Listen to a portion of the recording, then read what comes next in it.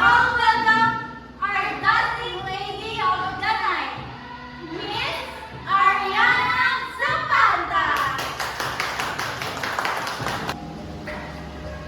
In a land not so far away, there was once a little girl with the beauty of an angel. Born on 3rd of December, year of 2006, this girl is the second daughter among the children of Mr. Rudolph Zapata and Mrs. Bianca Zapata. She grew up with so much love and kindness. She is loved by everybody for her beauty inside and out. Her voice is an angel. Her smile bursts no limit. Her heart is unafraid. Her mind is ready to travel. She is ready for an adventure for the sake of fun and friendship. More refined than shy, more adventurous than playful, more charismatic than charming, more alluring than beautiful. And now, you are about to see her as a grown-up lady, a lady of good character, heart, and ambition. Let us all give them a round of applause.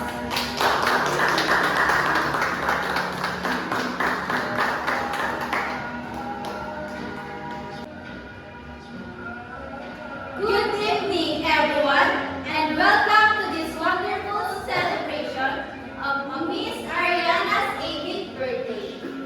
I am Alisa Tomasic together with Mary Jane Elaba, and we will be your host for this evening.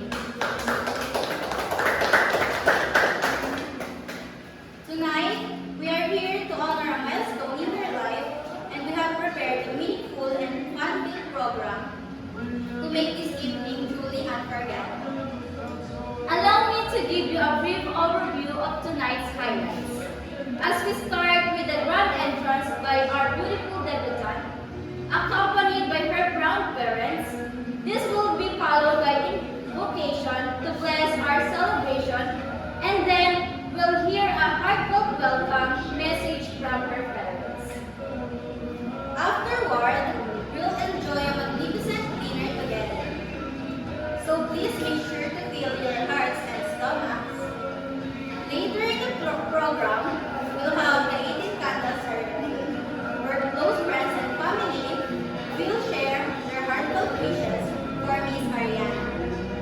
Following this, we'll have the presentation of the 18 meaningful gifts and the much anticipated 18 roses dance,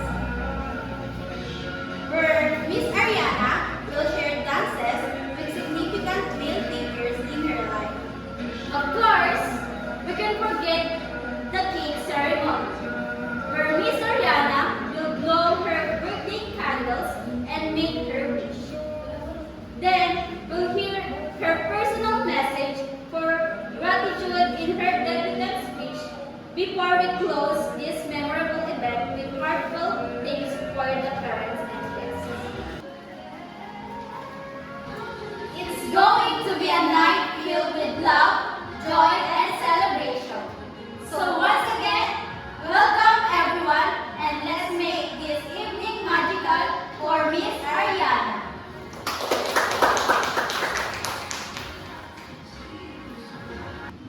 Before we start our program, may I request everyone to please stand and let's hear an opening prayer to be led by the debutante's auntie, Mrs. Fatima Sagudakil.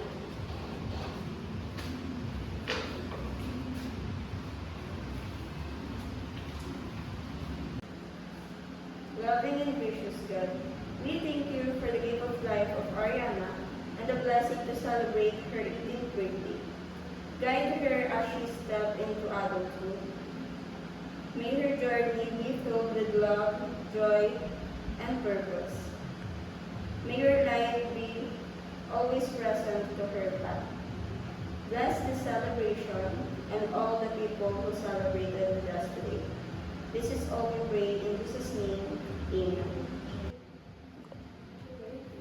Thank you, Mrs. Fatima Sagudakil, for leading us in a heartfelt and meaningful prayer. Your words have truly set a blessed tone for this celebration. we continue, let us hear the spirit of gratitude and joy throughout the evening. But before we proceed to the main part of the occasion, let us first give this moment to the people who made all this a success. From the planning to the execution, for the foods, for the details of the event, and without these people, this event would not be possible. May I call in the proud parents of our debutant, Mr. and Mrs. Zapata, to give and share to us their commitment to their loving daughter, Mom and Sir.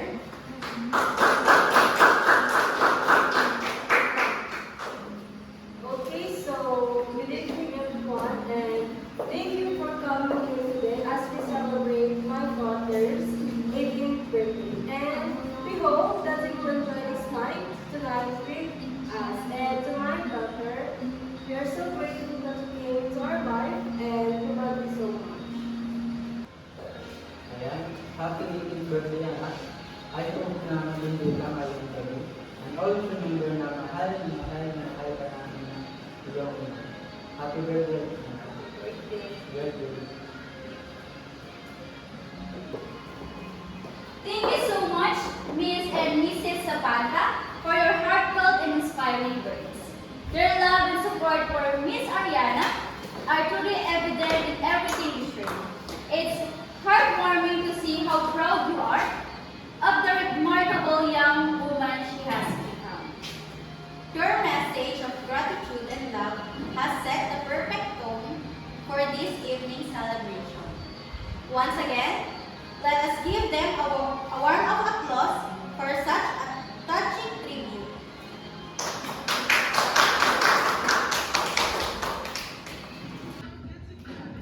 Now, we have reached one of the most awaited parts of this evening, our formal dinner. A sumptuous feast has been prepared especially for this occasion. So let us all take this time to enjoy the delicious meal and the wonderful company around us. But before we begin, we would like to thank everyone who contributed to making this dinner special. Let's show our appreciation to the hardworking individuals behind this culinary delight. A round of applause, please.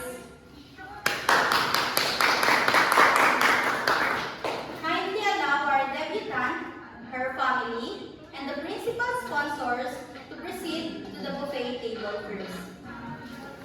Afterward, we will guide the rest of the guests to ensure an orderly flow. Please feel free to mingle and share stories as you dine.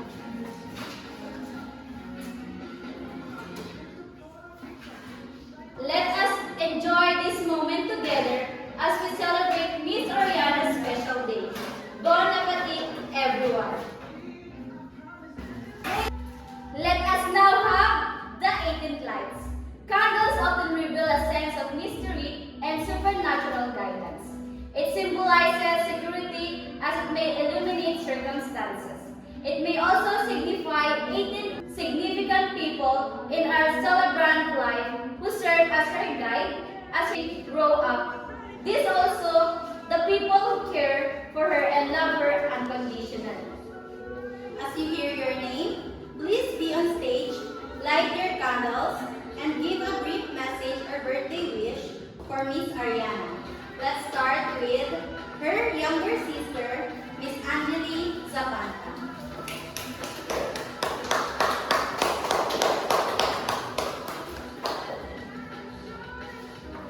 So, ayun, happy birthday, ate. So, happy birthday ulit. And thank you for being the best ate. And I wish you all the best po. And sana ang wish ko ay matupad mo ang iyong mga pangarap sa buhay. Yun lang. Thank you. Thank you so much. Next, may I call her prettiest aunt, Mrs. Fatima Zagdatil.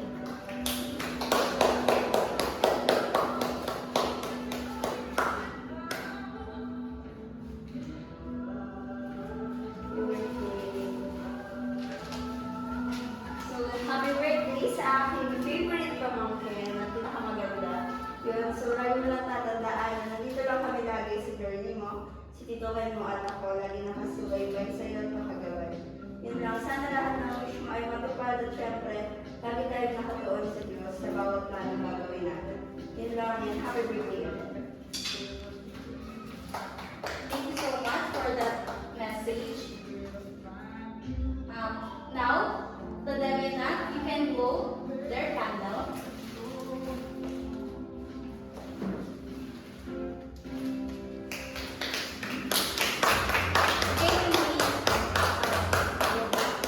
Thank you so much. Thank you so much. Let us now proceed to the 18 treasures. It doesn't matter how expensive, how elegant, or how precious the gift is. What matters most is the thought, the value, and the essence that the gift contains. These gifts are significant to the debutant and that she will truly treasure this for the rest of her life. To start, let us have Miss Reynalyn Villadiego.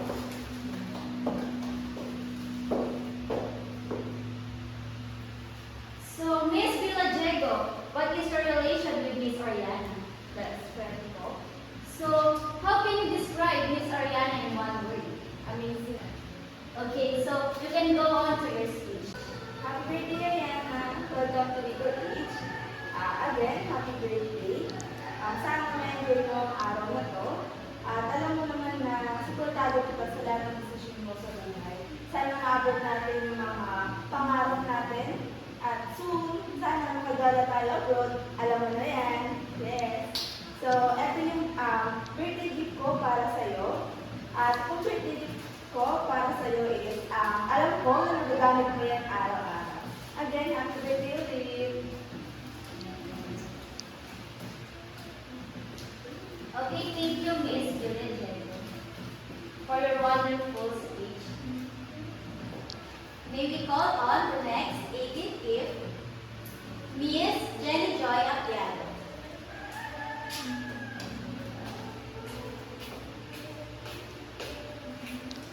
So, before you start your speech, who is Miss Ariana Celebrity Crush?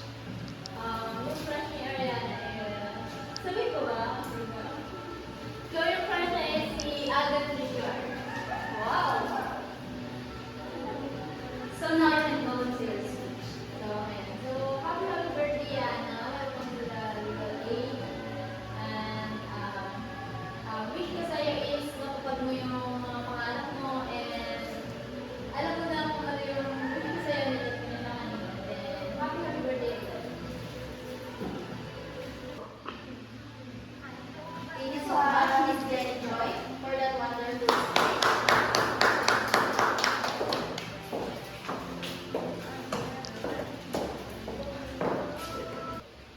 Let's proceed to our next program. 18 flowers. Flowers often symbolize degrees of love and affection, but they can also send a variety of messages.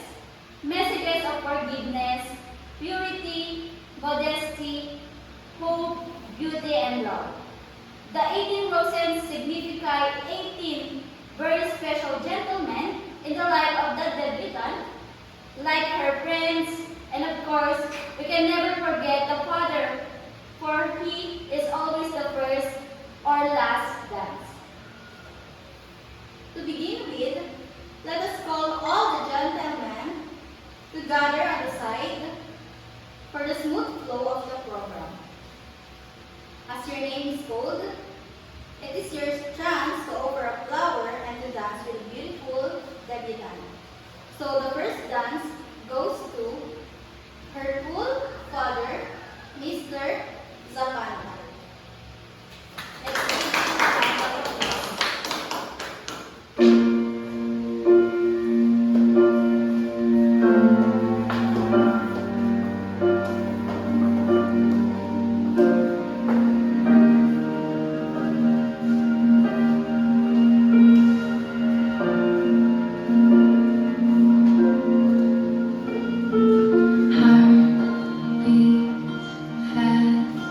Colors and promises.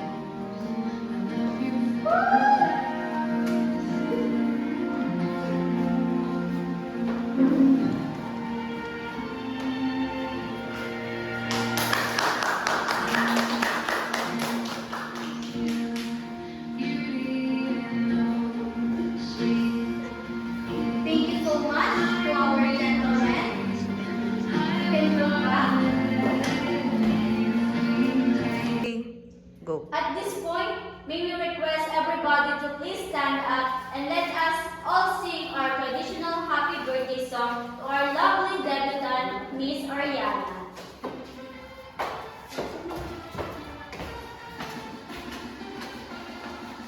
Happy birthday to you. Happy birthday to you. Happy birthday, happy birthday. Happy birthday to you. Now make a wish and whenever you're ready, blow your candle. Thank you very much.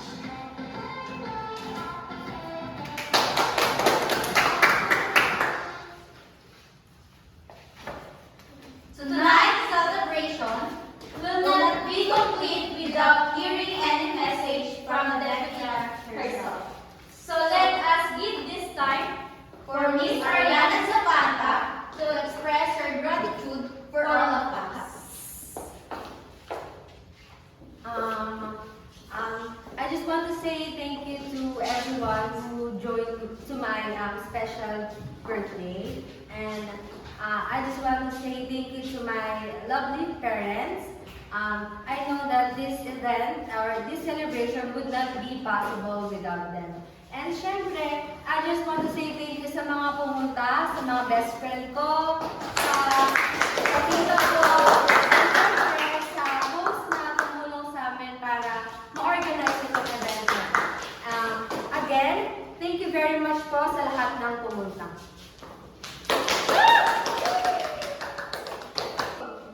Thank you, Miss Ariana, for your heartfelt message. Thank you, Mr. and Miss Zapata, especially to our debutant for this evening, Miss Ariana. It is also our pleasure to be part of this significant celebration of your life. Tonight, it is not the end but the beginning of your longer road to walk. We wish you nothing but the best that life can offer. Happy birthday again, and for the guests to enjoy the rest of the night. It is now time to party!